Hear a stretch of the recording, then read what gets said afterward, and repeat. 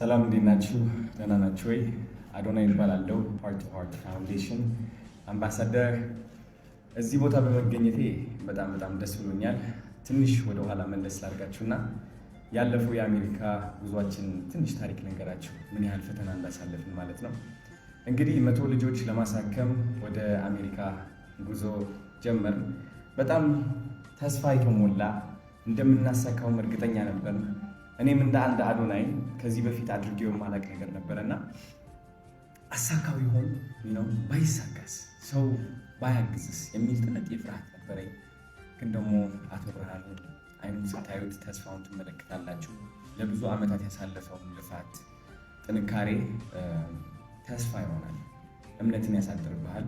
ይህ እምነት ይዘን ወደ አሜሪካ ገባን። የመጀመሪያ ቀን የገባን ቀን ማለት ነው ያጋጠመን ትልቅ ፈተና ነበረ። ብዙ ሰዎች በስራችን አልተማመኑም ነበር።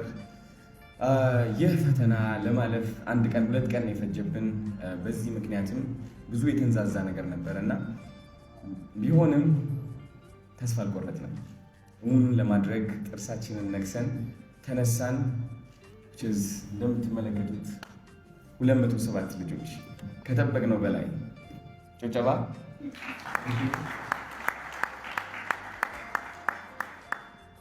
207 ልጆች እንግዲህ ከዚህ ተቀምጠን ስናየው ቁጥርም ይመስላል፣ የታከሙ ልጆችም አሉ።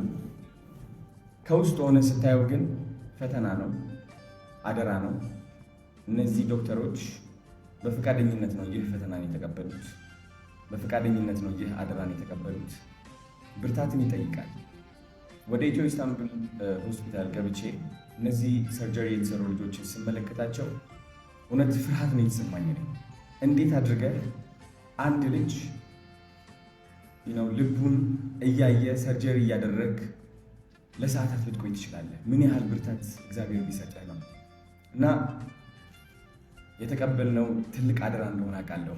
25,000 ህፃናት በዚህ የልብ ህመም እየተሰቃዩ ነው ያሉት። ከዚህ በፊት የተናገርኩት አንድ ታሪክ አለ። ከ4 ዓመት በፊት ካናዳ ያለው ግድግዳዬ ላይ 25,000 ህፃናት ማገዝ እፈልጋለሁ ብዬ ጽፌ ነበረ። ከአቶ ብርሃኑ ጋር ስንገናኙ የመጀመሪያ ጊዜ ነገረኝ 25,000 ህፃናት ማገዝ እንደሚፈልግ ነው።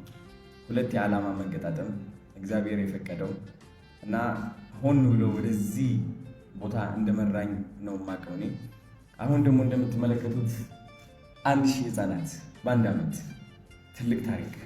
1,000 ህፃናት ለማከም እንግዲህ በጣም ትልቅ ስራ፣ ትልቅ ኦርጋናይዜሽን፣ ትልቅ ማኔጅመንት፣ ትልቅ እውቀት፣ ክላሪቲ፣ ፐርፐዝ ያስፈልገዋል። ትልቅ ብርታት ያስፈልገዋል። 1,000 አደራ፣ 1,000 ፈተና የሚቀበል ሰው የለም። ላይፍ ሎንግ ኮሚትመንት ነው ይሄ። አቶ ብርሃኑ ላደንቅህ እፈልጋለሁ፣ ላመሰግንህ እፈልጋለሁ ስለሰጠኸኝ።